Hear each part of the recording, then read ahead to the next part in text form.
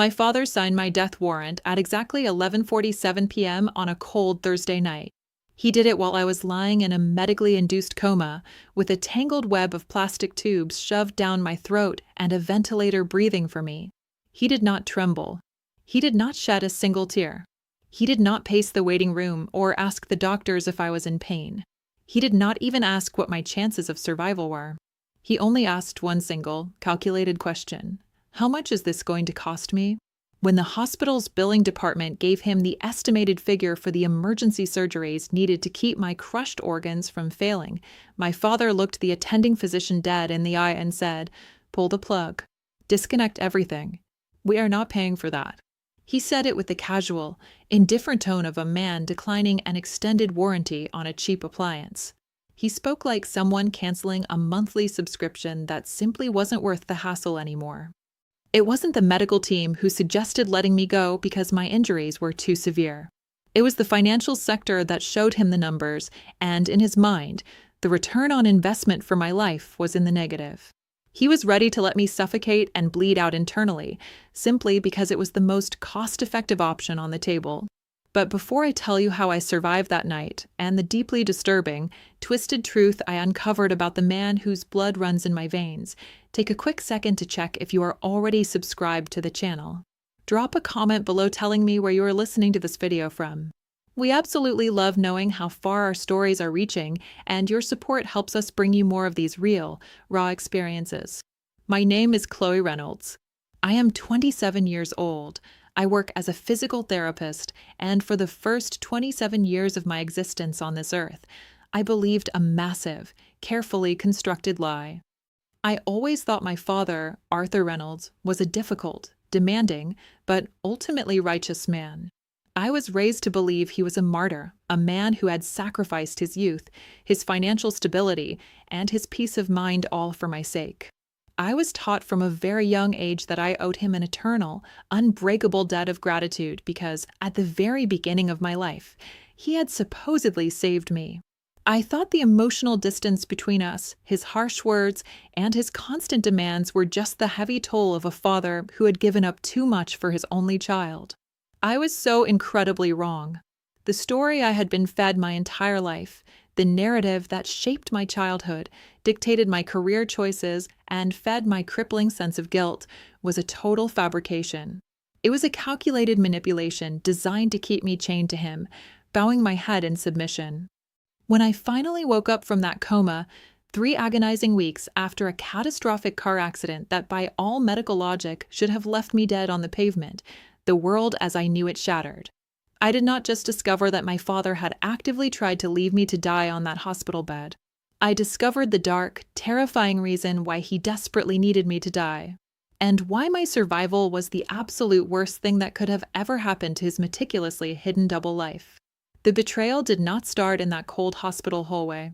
It started 22 years earlier, rooted in a massive financial lie that turned my entire childhood into a prison sentence. It all began with the traumatic circumstances of my birth. I was born prematurely at 26 weeks gestation. My mother suffered from severe, life-threatening preeclampsia, and the doctors had no choice but to perform an emergency C-section just to keep us both from dying on the operating table. I weighed a mere 2 pounds and 2 ounces. I spent the first 4 months of my fragile life inside a plastic box in the neonatal intensive care unit. I was a tiny, bruised alien surrounded by a web of feeding tubes, aggressive monitors, and nurses constantly watching every single, erratic beat of my heart.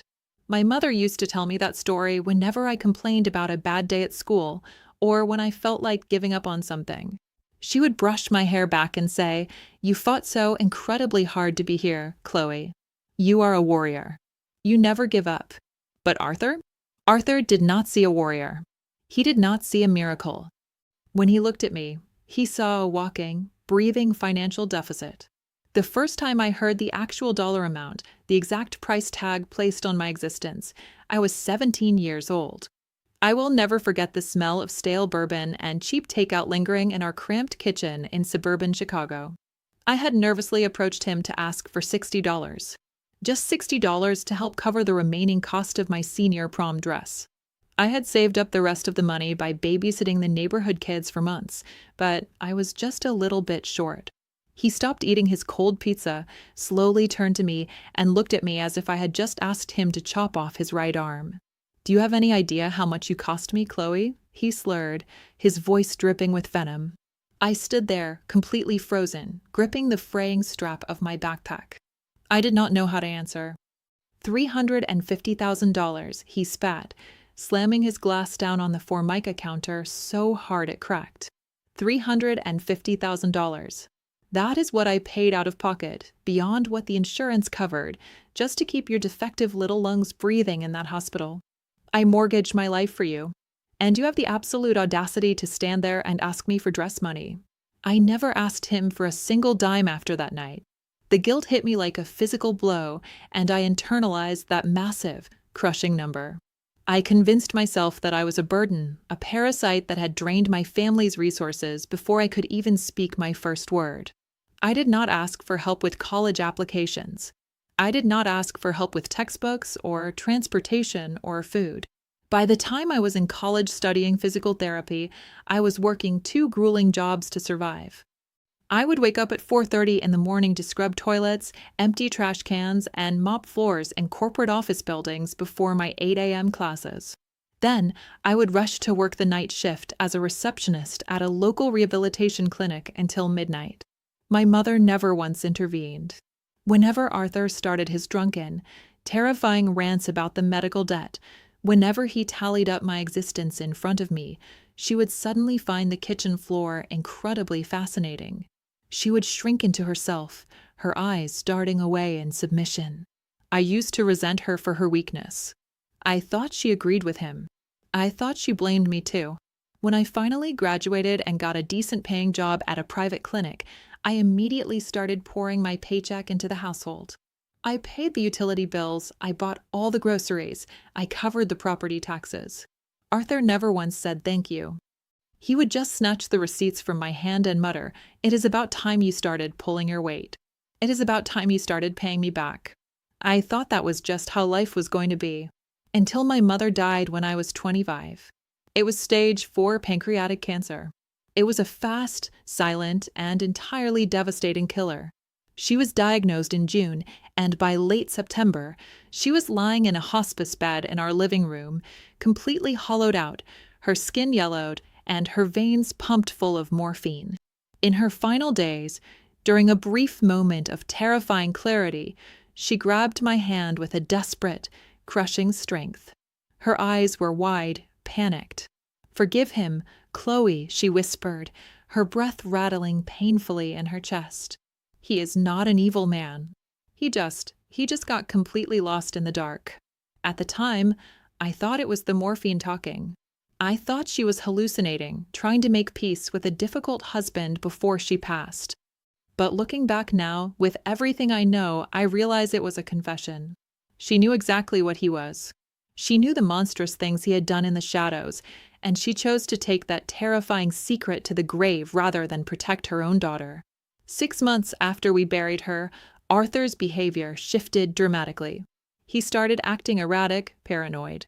He began liquidating everything we owned. He sold the antique dining set. He sold the vintage Mustang my grandfather had left behind in the garage. He even hawked my mother's jewelry collection, piece by piece. When I confronted him about it, demanding to know where the money was going, he brushed me off with a wave of his hand, claiming he was just downsizing and getting his affairs in order for the future. I believed his lies. I believed him right up until that rainy Tuesday night when my car was crushed into twisted metal and my life was violently torn apart on the interstate. It was pouring rain. I was completely exhausted, driving home on Interstate 94 after a grueling double shift of at-home physical therapy consultations. The traffic was bumper to bumper, a sea of red brake lights glaring through the windshield wipers. All I could think about was dragging myself into a hot shower and passing out on my cheap mattress. I never saw the semi-truck. It came barreling down the wet asphalt from an off-ramp, completely out of control, its massive tires hydroplaning. It hit my Honda Civic squarely on the driver's side door, instantly crushing the frame like an empty soda can. The impact was deafening. I remember the sickening crunch of metal, the explosive force of the airbag, and then a terrifying, absolute silence. I do not remember the pain. My brain just shut down instantly. When I finally opened my eyes, everything was a blinding, sterile white. The rhythmic, invasive beeping of heart monitors echoed in a room I didn't recognize. But what happened between the moment of impact and the moment I woke up, the 3 weeks I spent hovering between life and death in a Chicago trauma center? That was a horror story I had to piece together from the hushed whispers of nurses and the haunted eyes of a social worker who finally broke down and told me the truth. Arthur Reynolds, the man whose DNA ran through my veins, arrived at the hospital emergency room at 10:30 that night. He didn't rush to the trauma bay to see my mangled body. He didn't grab a nurse to ask if I was going to survive. He walked straight past the frantic medical teams, straight past the blood on the floor, and marched directly to the billing department. Dr. Sarah Mitchell, the trauma surgeon on call that night, told me everything later, her voice shaking with disgust. She had run out to find him in the waiting area, breathless, her scrubs still covered in my blood. She explained that my spleen was ruptured, I was hemorrhaging internally, my ribs were shattered, and I needed an emergency, highly invasive surgery immediately. If they didn't operate within the hour, I was going to bleed out. Arthur looked at her with a chilling, deadpan expression and asked, "What is the out-of-pocket estimate for this kind of procedure?" Dr. Mitchell, stunned by the question, stammered that with the extent of the trauma and the potential complications, the surgical and ICU costs could exceed $250,000, even with basic insurance. My father didn't flinch. He didn't gasp. He stood there for a long, calculating 5 seconds. And then he delivered my death sentence. "Do not operate," he said, his voice flat and devoid of any human emotion. "Let nature take its course. Just make her comfortable." Dr. Mitchell thought she had misheard him over the chaos of the ER. She physically stepped closer, her eyes wide with shock. "Mr. Reynolds, Chloe is going to die tonight without this surgery. She is drowning in her own blood. We have to move now."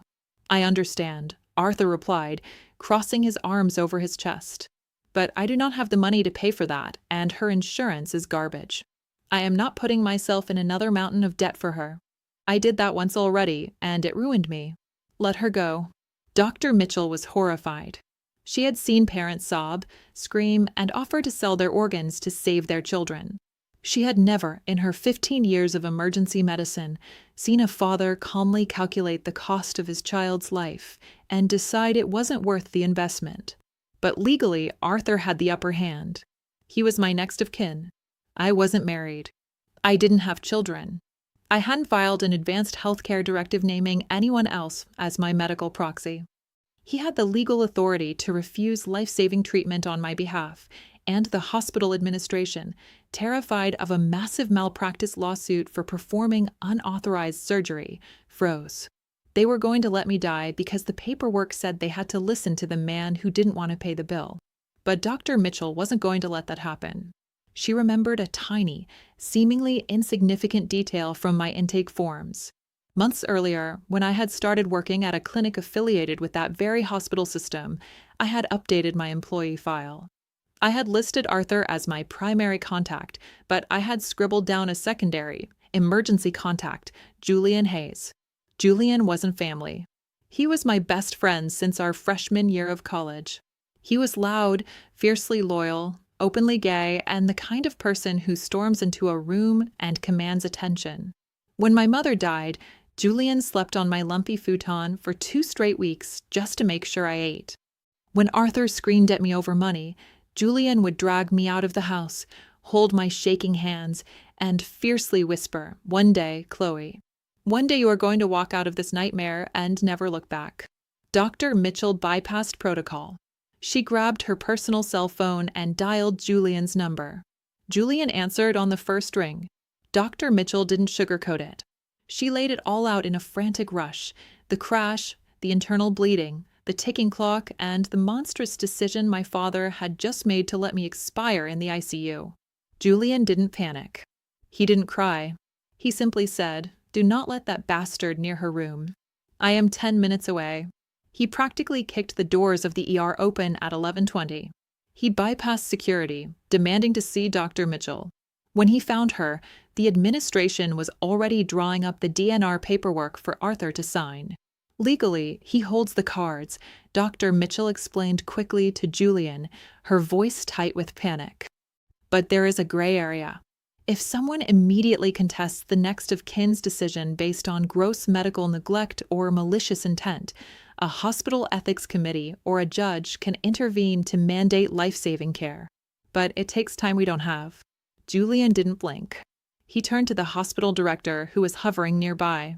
I am suing this hospital into the ground, and I will personally ensure every single local news station is outside your doors by morning if you let her die because of a technicality, Julian roared, his voice cutting through the noise of the ward.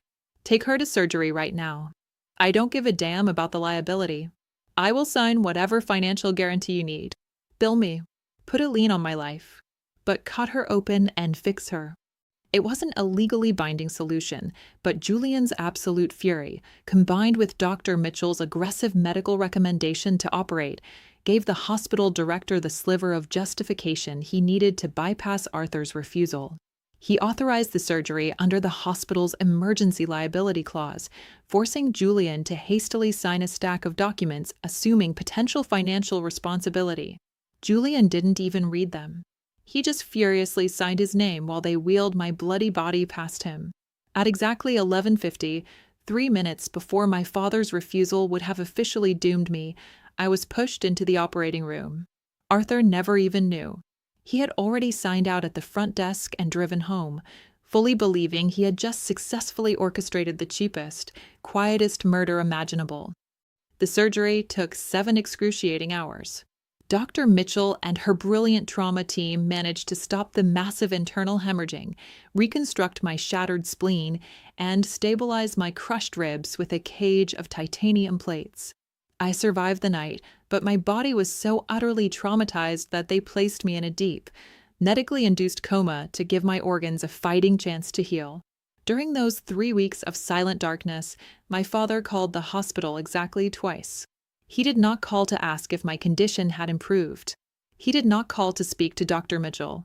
According to the nurse's meticulously kept logs, Arthur called the morgue directly to ask how quickly he could collect my remains so he wouldn't be charged extra for cold storage. Meanwhile, Julian refused to leave my side. He slept upright in a rigid, torturous plastic chair next to my bed every single night. He held my limp hand, played my favorite indie rock playlists through my phone, and talked to me for hours. He told me mundane stories about his job, about the stray cat he had just adopted, and about how his husband, Ethan, was threatening to drag him home by his ear if he didn't take a shower.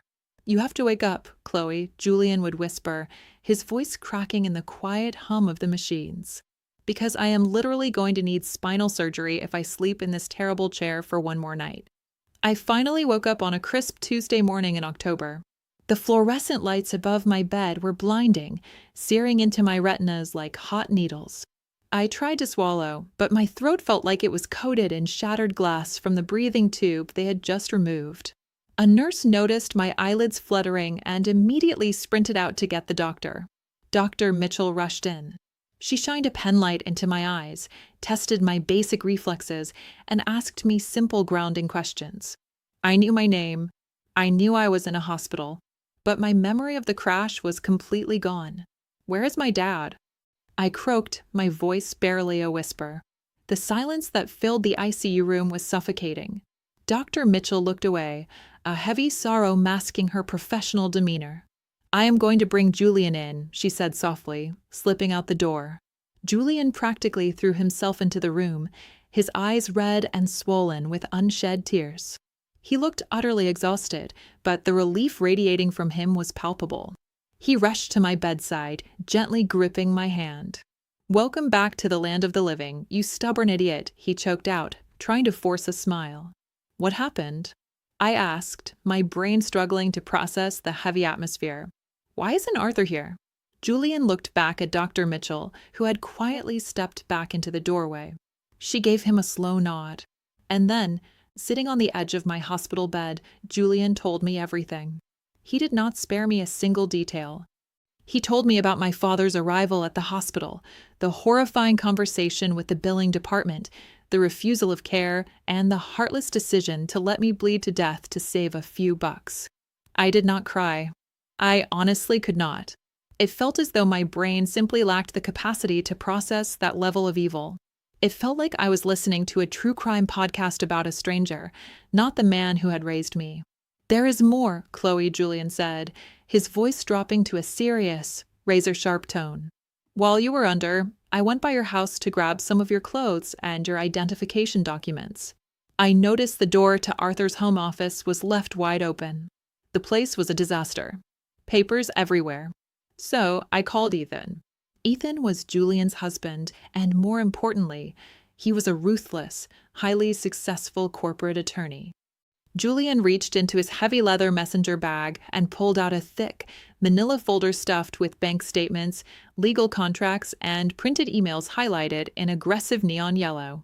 "Your father wasn't just broke, Chloe. He was robbing you blind," Julian explained, spreading the documents across my lap. "After my mother died, Arthur became the executor of her estate. It was a modest estate, but she had a few things tucked away. She had a $200,000 life insurance policy specifically naming me as the sole beneficiary. She also had the deed to a beautiful, historic cabin in Sedona, Arizona, inherited from her own mother, which she had legally mandated to be split between Arthur and me in her will. My father never told me about any of it. He intercepted the insurance payout, forged my signature on the checks, and drained every single penny into offshore online casinos and illegal sports betting rings. He had racked up a staggering $500,000 debt with loan sharks. But it got worse. Ethan had dug into the property records. Arthur had falsified a power of attorney document, again forging my signature, to illegally mortgage the Sedona cabin to the absolute brim just to keep the loan sharks from breaking his legs. "He stole everything that was supposed to secure your future," Julian said, his eyes blazing with fury. "But here is the most terrifying part, Chloe." Ethan realized the timeline. I stared at the forged signatures on the papers, my heart hammering against my fractured ribs. The timeline: if you lived and you ever decided to ask a lawyer to look into your mother's estate, Arthur wouldn't just be broke. He would be facing 20 years in federal prison for grand larceny, wire fraud, and felony forgery, Julian explained, the horrific truth finally snapping into place. When the hospital told him you were dying, he didn't just see a way out of a medical bill. He saw an absolute miracle. If you died on that operating table, the only heir, the only witness to his crimes, would be buried 6 feet under. Nobody would ever investigate. My breath hitched. The room spun. He didn't just abandon me out of cheapness. He needed me dead. My father had stood outside my trauma room and actively rooted for my heart to stop beating so he could cover up his own pathetic, greedy crimes. When I was finally discharged from the hospital 2 weeks later, I had absolutely nowhere to go. The suburban house I had grown up in, the house I had helped pay the property taxes on, was no longer a home. It was a crime scene. It was the lair of a man who had actively wished for my heart to stop beating. Julian and his husband, Ethan, did not even give me a choice. They packed my meager belongings and moved me directly into the guest bedroom of their sleek downtown Chicago apartment. They bought me soft blankets, cooked me nutrient-dense meals, and made sure I took my pain medication on a strict schedule to manage the lingering agony in my shattered ribs. But while my body was slowly knitting itself back together, my mind was entirely consumed by a cold, calculating rage. One evening, Ethan sat across from me at their marble kitchen island, his laptop open, surrounded by the mountain of evidence he had gathered. As a corporate attorney, Ethan was analytical and ruthless. "We have enough hard evidence to put him away, Chloe," Ethan said, tapping a pen against a forged bank statement. "We can hit him with federal wire fraud, grand larceny, and felony forgery. But you need to understand how the justice system works. It is agonizingly slow. A federal criminal case like this could take 3 to 5 years to go to trial. And if you want to sue him civilly for the stolen money, it is pointless. He has gambled it all away to loan sharks and offshore betting sites. You cannot extract blood from a stone. I looked down at my hands, tracing a pale scar from an foreline. I don't want to wait 3 years, Ethan, I said, my voice eerily calm. I don't care about the money anymore.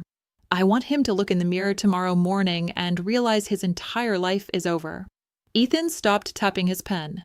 A slow, dangerous smile spread across his face. If you want immediate devastation, we bypass the legal system for now. We execute a trial by public opinion. A social assassination. We spent the next 3 days compiling the ultimate digital weapon. It wasn't a legal brief, it was a guillotine. Arthur was a senior project manager at one of Chicago's most elite, prestigious architectural firms. He commanded a 6-figure salary and prided himself on his pristine, untouchable reputation. To his wealthy clients and colleagues, he was a tragic, grieving widower and a dedicated, hard-working father. He was a pillar of the community. I drafted a meticulously detailed email. I attached the scanned hospital logs proving he arrived at the ER, asked for the price of my life, and demanded the doctors pull the plug. I attached the forged life insurance checks bearing my mother's name. I included the fraudulent mortgage documents for the Sedona cabin. I laid out his massive, hidden gambling debts. I titled the email, The Truth About Arthur Reynolds, Fraud and Attempted Negligent Homicide. And then I hit send. I sent it directly to the architectural firm's Human Resources Department. I copied the 3 senior managing partners. I forwarded it to the firm's ethics board. And finally, I sent it to every single extended family member, family friend, and neighbor in Arthur's digital address book. The fallout was instantaneous, and it was utterly catastrophic. Within 48 hours, the architectural firm placed Arthur on indefinite, unpaid administrative leave pending a full internal investigation.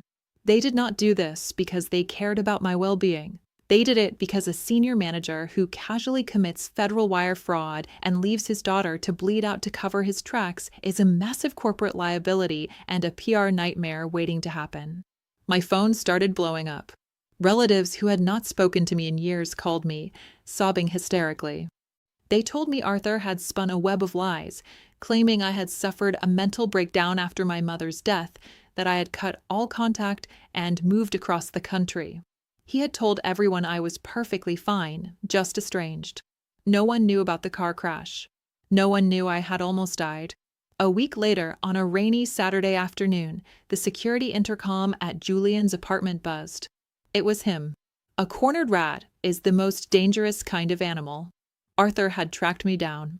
Julian immediately reached for his phone to call the police, but I put my hand over his. No, I said, my heart pounding a frantic rhythm against my ribs. Let him up. I need to look the monster in the eye. When Arthur walked into the apartment, he immediately tried to wear the mask. He slumped his shoulders, forcing tears into his eyes, playing the role of the exhausted, deeply concerned father. He had practiced this look his entire life. Chloe, my God, he gasped, taking a step toward me. I have been out of my mind with worry. The hospital refused to tell me where you went when you were discharged. Why are you doing this to me? The firm fired me. My reputation is ruined. I did not stand up. I remained seated on the sofa, my arms crossed. Ethan and Julian stood flanking me like 2 heavily armed sentinels, glaring at him. Cut the act, Arthur, I said, my voice slicing through his pathetic performance like a scalpel. I know exactly what you did at the billing department. He stopped dead in his tracks. The fake tears instantly vanished, replaced by a rigid, terrified stiffness. I was in shock, he stammered quickly. I didn't know what I was saying. I was grieving your mother, and the doctors were throwing numbers at me. You asked for the price tag on my life, and when you didn't like the number, you told them to let me rot. I fired back, leaning forward. But it wasn't just about the medical bill, was it? It was about the $200,000 you stole from my mother's life insurance. It was about the forged signatures on the Sedona cabin deed. If I died on that operating table, your little gambling problem would stay buried forever. The silence in the room was deafening. Arthur's jaw clenched. He realized the game was entirely up. He looked at Ethan, noting the attorney's calculating glare, and knew he had been legally outmaneuvered. The mask didn't just slip, it shattered into a million jagged pieces. The pathetic, worried father vanished, and the raging, narcissistic abuser erupted. "You have no idea what I sacrificed for you," Arthur screamed, his face turning a violent shade of purple. The veins in his neck bulged. "When you were born, you drained every cent I had. You cost me $350,000 before you could even open your damn eyes. I was drowning in debt because of your defective little body. I paid for your life. You owed me. My life is not a debt to be collected, you psychopath." I screamed back, standing up despite the searing pain in my chest. "You signed a paper to let me die because it was cheaper than hiring a defense attorney. You are a thief, a liar, and a monster. Get out of my sight before Ethan calls the police and has you arrested for trespassing." Arthur looked at me with a hatred so pure, so incredibly toxic, it felt like a physical weight in the room. He pointed a shaking finger at me. "You were always a leech," he spat, his voice dripping with pure venom. "Always an ungrateful, pathetic leech." He turned and stormed out, slamming the heavy door so hard the framed pictures on the walls rattled. I collapsed back onto the sofa, my entire body violently shaking. I had fired the bullet, and it had hit its mark perfectly. But the victory didn't feel sweet. It felt like standing in the ashes of a house that had just burned to the ground. I had destroyed him, but the hardest part was yet to come. Because Arthur's lies went much deeper than I ever could have imagined, and a phone call the very next morning was about to rewrite my entire history all over again. The adrenaline crash after kicking Arthur out of the apartment was brutal. I spent the next 24 hours staring blankly at the ceiling, feeling entirely hollowed out. I thought the worst was over. I thought exposing his financial crimes and the cold-blooded attempted murder was the final chapter of my nightmare. I was so incredibly wrong. The foundation of my trauma was built on an even deeper, darker lie. At 9 o'clock the next morning, my cell phone buzzed. It was an unrecognized number with a local Chicago area code. I hesitated, thinking it might be Arthur calling from an untraceable burner phone to scream at me again, but I answered anyway, my voice tight and defensive. "Chloe?" The voice on the other end belonged to an older woman. It was faint, trembling, but undeniably familiar. "It is Aunt Martha." My breath caught in my throat. Martha was Arthur's older sister. I had not spoken to her in nearly a decade. She had slowly distanced herself from our family long before my mother's cancer diagnosis, becoming an absolute ghost in our lives. "Martha?" I replied, gripping the edge of the kitchen counter so hard my knuckles turned white. "Why are you calling me?" "I saw the emails, Chloe. The documents you sent out to the extended family," she said, her voice cracking with heavy, unresolved emotion. I knew Arthur was a deeply troubled man, but I never comprehended the sheer magnitude of his sickness until I saw that hospital paperwork. "You almost died." She paused, taking a ragged, shaking breath. "We need to talk in person. Right away. There is something I should have told you a very long time ago. Something about your father and about the debt." We met 2 hours later at a quiet, dimly lit coffee shop in the Gold Coast neighborhood. When I walked in, I barely recognized her. Martha looked fragile, her hair entirely gray, the lines around her eyes carved deep by years of carrying a toxic, suffocating secret. But as I sat down across from her, she looked at me with a startling, intense clarity. "He blamed you for the debt," Martha began, not even bothering to order a drink. "Your entire life, Arthur made you believe that your premature birth bankrupted him. He used that $350,000 figure like a whip to keep you and your mother in line, didn't he?" I nodded slowly, a sick feeling twisting violently in my gut. "He told me he paid out of pocket to keep my lungs pumping. He said he mortgaged his life for me." Martha closed her eyes, a single tear escaping and tracking down her wrinkled cheek. "It was a lie, Chloe. It was a complete, calculated, psychotic fabrication." I stared at her, the ambient noise of the espresso machines and chatting customers fading into a dull, high-pitched ringing in my ears. "What do you mean?" "Your mother had excellent, top-tier health insurance through her teaching union. The NICU stay, the incubators, the emergency C-section, the specialists, the insurance covered almost all of it. The out-of-pocket costs were minimal, Martha revealed, leaning across the small wooden table. The massive mountain of debt, Arthur, was drowning and existed long before you were even conceived. I felt like the floor had just dropped out from under me. The air was suddenly too thin to breathe. Then where did the debt come from? He was a severe, compulsive gambler. He had taken out massive, predatory loans to fund a series of failed, shady real estate investments and illegal sports bets. He had squandered your mother's personal savings, her retirement funds, everything, Martha explained, her voice dropping to a harsh, disgusted whisper. When your mother finally found out the truth, she was already pregnant with you. Then, the preeclampsia hit, and you were born prematurely. And Arthur, being the absolute sociopath that he is, saw the perfect scapegoat. He weaponized your fragile life.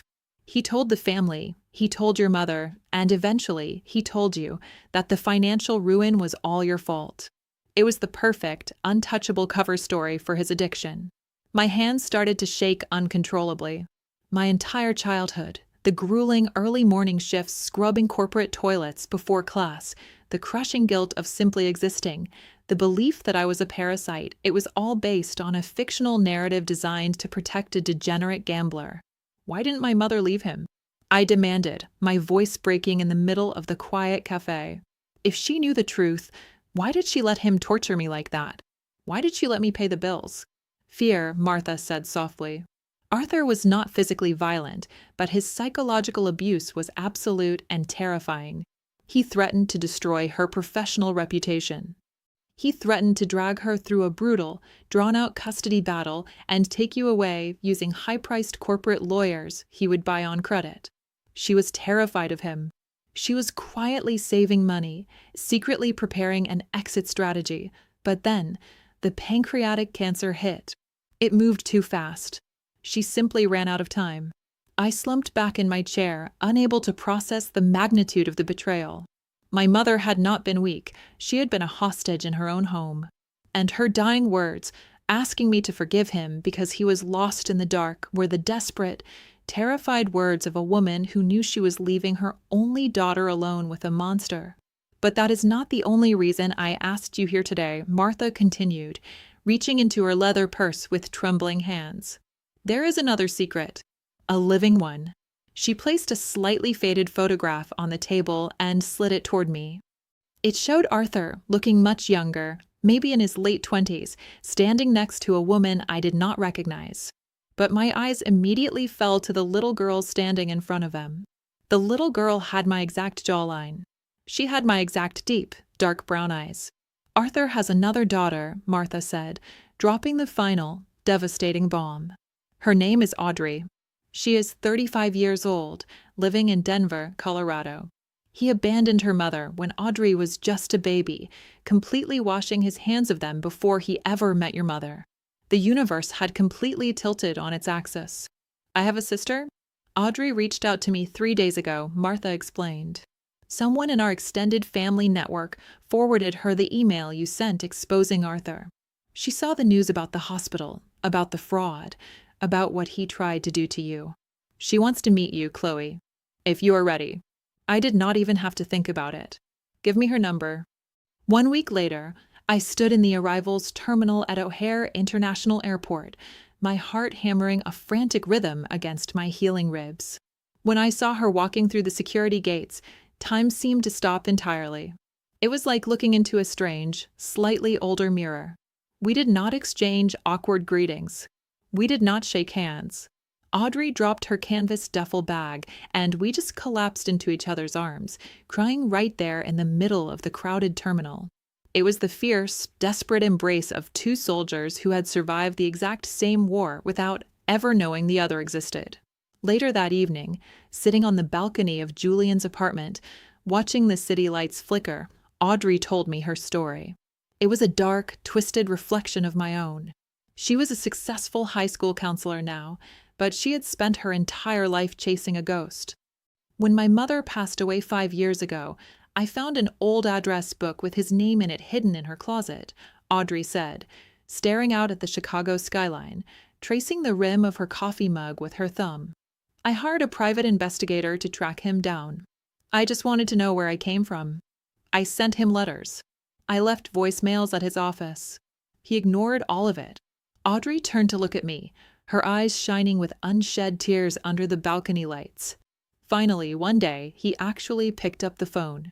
I told him who I was. Do you know what he said to me? I shook my head, dreading the answer. He said, "You are not my responsibility.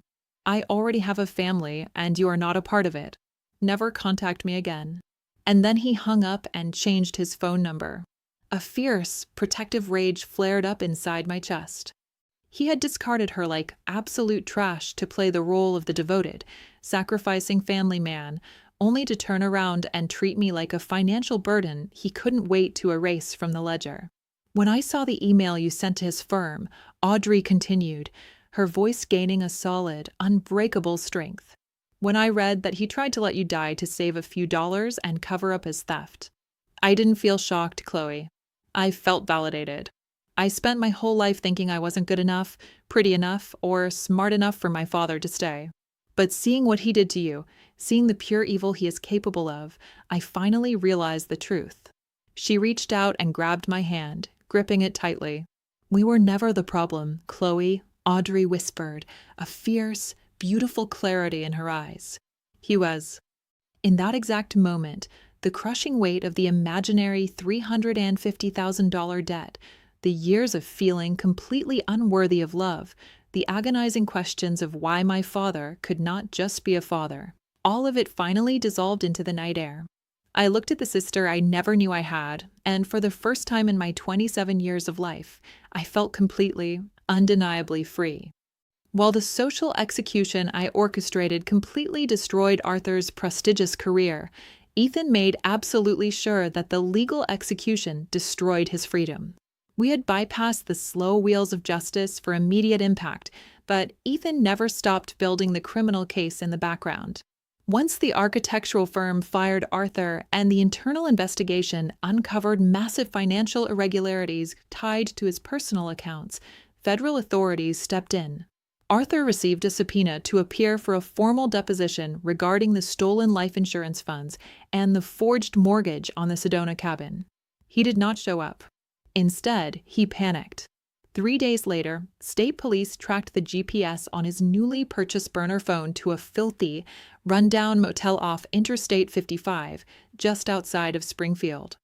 When the authorities kicked the door in, they found my father dead drunk, sitting on the peeling linoleum floor of the bathroom, frantically trying to burn the original forged documents in a rusty bathtub. He was arrested on the spot for felony evasion, destruction of evidence, and grand larceny. It was a profoundly pathetic, humiliating end for a man who had spent his entire life obsessed with maintaining an illusion of upper-class superiority. The criminal trial took place exactly 1 year after the car accident that nearly ended my life. I walked into that freezing federal courtroom wearing a sharp, tailored suit, my head held high. But I did not walk in alone. Julian and Ethan flanked me on one side, and Audrey, my newly found sister, walked firmly on my right.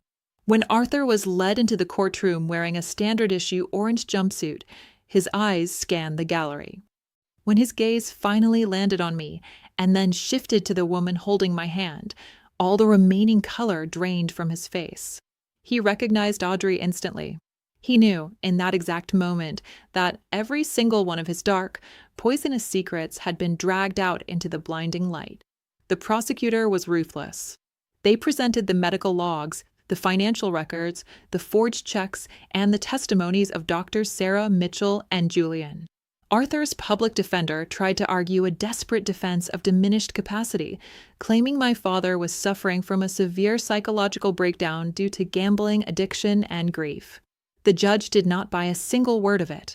Arthur Reynolds was sentenced to 5 years in federal prison without the possibility of early parole for the first 3 years, along with a massive financial restitution order that he will spend the rest of his miserable life failing to pay. When the sentence was read, he did not look back at me.